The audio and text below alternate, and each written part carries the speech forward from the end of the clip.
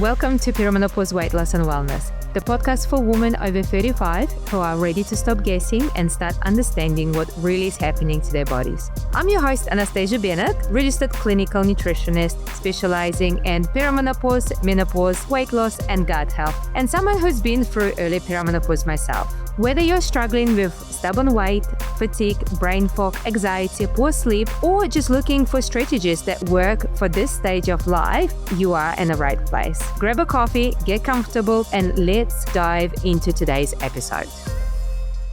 Welcome back, everyone, to our podcast. And today we're going to talk about one of the biggest mistakes women make during perimenopause. And in my opinion, one of the biggest mistakes women make during perimenopause is focusing only on losing weight. Because scales might go down, but if you are losing muscle instead of fat, your metabolism will slow down. You're more likely to regain the weight. Your bones become weaker, your balance declines, and everyday tasks become harder as you age. So today our guest is Eske from Inspire Change New Zealand. She is a wellbeing professional with expertise in strength and conditioning, nutrition, and weightlifting. And she's helping people to build stronger, healthier bodies. So today we're going to unpack why muscle becomes so important after 35, what actually happens during perimenopause, and how building muscle can completely change not only your body composition, but your health, your confidence, and quality of life for decades to come. Welcome.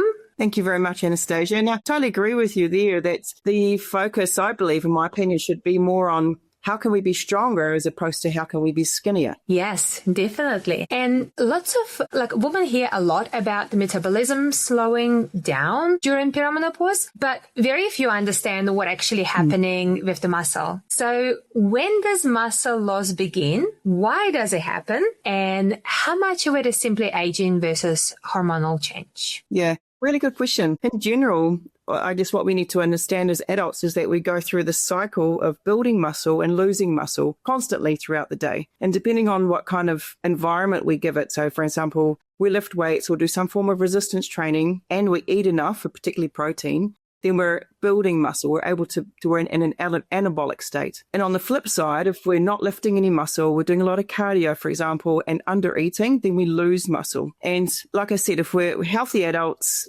there's generally not a big issue, except when we're sort of in mid-30s, approaching 40s and beyond, a natural process called sarcopenia takes over. And in that stage, we start to naturally lose muscle mass. And it's due to a couple of things, mainly testosterone and estrogen that decreases, as well as progesterone. But testosterone and estrogen are the main hormones responsible for maintaining and building muscle mass. And when that decreases, that's when we start to either lose muscle or find it really hard to maintain muscle mass. On top of that, you have muscle that's old, like aging muscle, responds less to protein and to training. And so it becomes more resistant to building, and it makes it harder and harder to actually build that muscle mass. Yeah. I actually experienced myself, maybe towards the end, late 30s, but maybe at the start of 40s, I've noticed how much softer my body's starting to look. And I've been quite toned, and I started to notice it starts becoming the softer and the look changed. And it's interesting because I was like, I wonder if it's my testosterone. And I actually had it tested and it's pretty much non-existent. But I remember one of the GPs, which I end up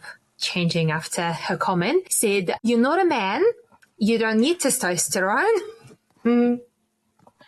That is so recognizable, Anastasia. I had similar conversation with my first GP who I fired, and not long after. And he said to me, "I'd be surprised if your testosterone was high." And I'm thinking, well, that's not a very confident building and supportive comment to start with, let alone, hey, let's look into that. Yeah, and I don't think a lot of people realize how much testosterone plays impact in the muscle, in libido, also migraines. That's another thing. It can impact getting headaches. But anyway. Absolutely. So why do you think women should care about maintaining muscle and if their main goal is weight loss? And the follow-up question is, what are the long-term consequences of losing muscle as we age? So there are two main reasons that I know of. So firstly, our metabolism, and secondly, our bone health. So muscle mass is important for our metabolism, which means that we're better able to process glucose from our meals. So every time we eat, we drink something, sweet, for example, our body releases insulin, and muscle acts like a sponge. It's able to absorb that glucose and shift the glucose molecules, so to speak, to our muscles to be used as energy. When we have less muscle, that glucose and insulin have, I guess, in simple terms, they've got nowhere to go, and they can potentially damage our blood vessels. And consistent levels of elevated insulin makes us also less insulin sensitive, which can lead to type 2 diabetes and other health problems. And then second of all, our bone health. And you touched on this to start with in your intro, Anastasia. Our bone density also decreases with age, and largely due to declining estrogen, but also lack of activity, and particularly that resistance training, and to some degree also low energy availability. So for example, if we're accustomed to starving ourselves through dieting, for example, or don't do any form of resistance training, it is a sure fact that bone density is going to be adversely affected. Yeah. I've been doing strength training since, my 20s in a medical-induced menopause myself. And I'm not in my 50s, I'm in my 40s, but I insisted to get DEXA scan done because I had low vitamin D as well. And it's interesting because it's not recommended in New Zealand to get DEXA scan done until I think it's 55. Is it 55? I can't remember. And even though I had all this preparation of doing the strength training, I am on the HRT and everything, and overall scan come back okay in range, but my left hip apparently has low bone density. And that's kind of made me think, what actually happened to women that don't do any strength training or resistance training, and they're not taking HRT, and they're like me in their 40s thinking, oh, I'm okay, until later down the track, and then hello, osteoporosis with no warnings. That's amazing, isn't it? That's why I think it's so important, even though you might be predisposed and you're not safe from losing your bone density, you still can put some, call it like insurance in place, insurance for your longevity, insurance for your later years, right? 100% correct. Yeah. I mean, that bone density is so important for our independence and how we look after ourselves. It also is so important for preventing injury after a fall. And, if I think back to my mum, she's passed away now, unfortunately, but I remember vividly there were periods of time, especially from her 50s, it became more and more apparent that she was losing her reaction speed. So she'd literally trip over her own feet. And this caused her to fall over a number of times. And, it's so sad to see that happen. And in retrospect, in hindsight, I think, she could have done this type of training. We could have encouraged her to do some more, practice some deadlifts. It would have helped with her bone health. So there are certainly relatively easy things we can do to prevent that osteoporosis. And with regards to osteoporosis, once upon a time we thought it was an age thing and a lifestyle thing, but now we know it's actually a gender thing. So because of that declining estrogen, we now know that women are more prone to have osteoporosis. Then, I think it's something like 80% higher risk of developing osteoporosis compared to men. That's it's a huge crazy number. Don't quote me on that, but it's a huge number. Yeah, and it's the estrogen. It's the estrogen. And in saying that too, on a positive note, like I said, there are so many relatively easy ways to prevent osteoporosis. There are a number of different studies done in aged care homes where they've got the residents lifting light weights and their bone density increases. And we're talking about people who are in their 80s and their 90s. So if it's possible for them, it's also possible for us. Yeah, definitely. 100%. And I think the important message here as well, like especially the older generation, I'm not saying old generation, but older, like even 15 years older than us, like myself, women, they kind of come from background where, or mindset, not the background, but mindset where, you have to undereat.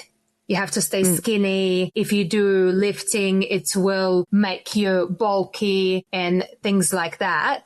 So that's what they think, if the strength training will make them bulky, especially, at this stage of life. Can you explain what actually happens when women start lifting weights and why it's one of the best things they can do at this stage of life? Yeah. Well, first of all, about your comment about, strength training making people or women bulky. If we had the same amount of testosterone as men, which we don't, we would get bulky like men do. But men have 10 or 20% more testosterone than what we do. So we naturally do not have the hormones or the capability to become bulky. And what does happen when we strength train is that we're placing stress in our bones, stress in our muscles, which increases our bone density. And what also happens is that our muscles take shape our muscles become more defined. Our muscles can become stronger. And that's a positive thing because muscle gives us shape. As a result, also our metabolism increases, meaning that we need more food. Essentially, we need more energy to stay alive, which means we need to eat more food. And I don't know anyone who can argue against eating more food because your body just needs more energy to sustain all that muscle that you're building. And I always refer back to imagine never having to worry about your body weight ever again. And never having to worry about what shape you are. Oh my God. How amazing would that be? And I'll touch on this a little bit later from my boxing background. Then when I had to make weight, I was always worrying about what weight will I be if I eat this, whatever it was. And I'm talking about just normal meals. And my biggest worry now is where am I going to get good food from? It's not about, is this going to make me fatter or is it going to make me bigger? It's more about where can I get good food from? And have I eaten enough calories so that I can sustain my muscle mass, as opposed to, and I've done this for decades, or not decades, but for years, I've also asked myself, have I met my calorie intake and where do I stop? And now it's the exact opposite. Have I eaten enough to sustain my muscle mass? And it's such a freeing feeling where I don't actually have to worry about what shape I am or will this make me bigger. I want to be bigger. I want to be stronger. I want to build muscle. And it's a big difference. It's a big difference. It's so good you've overcome that because my background is MMA, so boxing, kickboxing, BJJ. So I always had to make weight for fights. And I think that kind of damaged me a lot because I had to work really hard to get away from constant dieting mindset, where you're like, oh, you need to make weight. So you don't eat anything for 2 days. You sit in a sauna and then you made your weight and then you quickly go eat the steak and the chocolate and the chips and everything else until you get stomach stage. From eating too much. And I still, even though I coach nutrition, I still find myself going through the mindset some time to time where I can't eat this or I can't eat that because I'm going to jump on scales tomorrow and I'm going to be heavier. And then I'm like, why do I even care? Yeah. Why do I even care? But I think the damage was done already. And I think a lot of women are in the kind of same position now. And so it's really cool to hear that you've managed to overcome that. And, you don't care about this thing and such. So if a woman in their 40s or 50s has never stepped in the gym or lifted weights before, and we're now talking about you need to lift weights, you need to do resistance training, you need to build your muscle, where should she start? What type of training gives the biggest return for improving muscle, bone health and overall health, in your opinion? Yeah. Really good question. I get asked this question a lot of the time, and particularly when I'm working with new clients, how often I receive, feedback from my clients about where do I actually start. And so I wrote my method. This is what my methodology is based around. Where do you start? And I believe that's how I see it. There are 3 phases. So phase 1 would mean that you develop a consistent routine of being active. So the age-old advice that we've heard for decades, move every day, 30 minutes, do some kind of either walking or cycling or swimming or something that's not complex, that's right on your doorstep. It doesn't take much thinking. Start with that. And the objective is really to develop a routine and become accustomed to moving on a regular basis. So you're developing the routine and the habits. And, like I said, it's very low complex. It's easy to do. It's easy to sustain. And the next phase is where I call build your foundation. And this is where you introduce some form of resistance, whether it be with elastic bands, resistance bands, body weight, maybe some light weights. And for some of the listeners, they may have experienced this when you go to a gym for the first time and you talk to a trainer and you get a program and it says perform 3 sets of 12 to 15 reps for these exercises and then kind of leave you to it. And certainly I believe that there's a place for that because that's a part of, we can't jump from just moving and walking the dog to suddenly lifting your 4 rep max, which is great, by the way, but there are some steps in between. So that phase 2 of building your foundation is really essential to help you get used to the weight so your nervous system can adapt to that. It also develops your movement patterns. So you're lifting, you're pushing, you're pulling in a safe manner. And you're also just becoming accustomed. What does weights actually feel like? What does heavy feel like? What does medium feel like? What does failure feel like? So you become accustomed to those feelings and your body becomes accustomed to that as well. Not just your tendons and your ligaments, and your nervous system also has to understand what that means, what that feels like. And then after that is what I call phase 3 is your progressive strength training. And this is where it gets really fun. And there I recommend people focus on their major muscle groups. And the way I see it is that we perform 5 movements on a daily basis. So if we can train in the gym to emulate those 5 movements, then we're building strength for everyday life. So think of, for example, lifting something from the floor. You're pushing, you're pulling, you're carrying, and you're twisting. Push, pull, lift, carry, twist. Nice. Those are the 5 movements. And then in that, you focusing on those 5 movements, progressing from strength for activation to developing pure strength. And then the last, step for phase 3 is then introducing some conditioning. And that conditioning is appropriate for the age and the stage that you're in. And we need to have all of those steps and those stages in there to safely progress someone from walking their dog and it may take 12 months. Like, we're not talking an overnight quick fix, but it may take 12 months. But we need to get people to be able to jump and be able to react and be able to catch their weight in case they fall. And that's how I see, longevity from a physical perspective. Yeah, that's awesome. That's really cool. So people might be listening and like, oh, I really like her and I want to go see her. Where are you located? Well, certainly my website. So you can find me on www.inspirechange.nz. I'm also on LinkedIn more and more frequently. So if you want to get to know me personally, then check me out on LinkedIn. I do also have a personal Facebook and Instagram page under Eske Dost, and as well as the business. But you'll find more of me on LinkedIn. So that's where you want to find me. Yeah. Do you have physical location, or do you work with people online? Yeah, I work predominantly online. I do physically see people in Hamilton as well as in Wanaka, but most of the time I'm so online. Do you have 2 locations? I do, yeah. I'm very fortunate. That's cool. And do you travel between 2 locations? I do, yes. Oh, that's cool. Is there any specific days you're in Hamilton and the Wanaka, or do you just... Yeah, so generally because we're talking South Island, North Island, so I might be in the South Island for 6 weeks and then in North for 2 weeks. So it kind of depends on what's happening. And because my dad lives in the North Island and my partner lives in the South Island, so I'm trying to balance the two and get to have the best of both worlds in that sense. That's awesome. So if somebody wanted to have a conversation with you or build out the program, and for example, they live in Hamilton, would you create something for them online and then see them once in a while to make sure they're doing the form correctly in one of the locations? Yeah.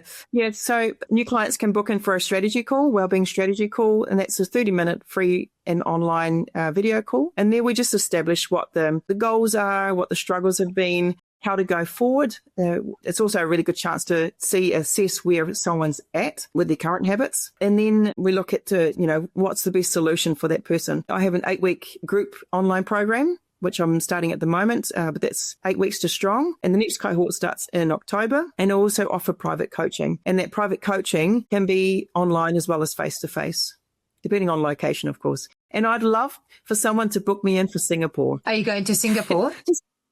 just putting it out there. Are you planning to go to Singapore? I don't know. Yeah, well, if someone invites me to Singapore, I'll go to Singapore. Oh, nice. Awesome. You got to put it out there, right? You got to send it to universe, and then it's well branded back to you. There we go. Anyway, that's right. You heard it first, Anastasia. Anyway, so if you could give every woman over 40 non-negotiable for protecting their muscle, improving their body composition and aging well, what would that be in 2 words? Okay, 5 things? 2 words. 2 words. 2 words. Or 3, the one sentence. Yeah.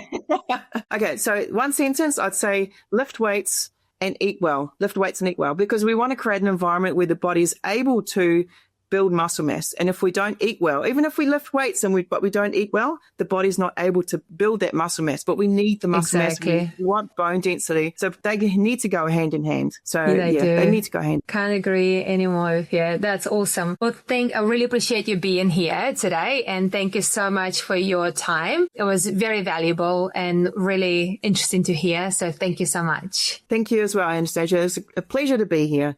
If you have any questions about this podcast or about hormones, weight loss, or just healthier lifestyle, please go to our website at lifehackcoaching.co.nz or feel free to email me directly, Anastasia@lifehackcoaching.co.nz.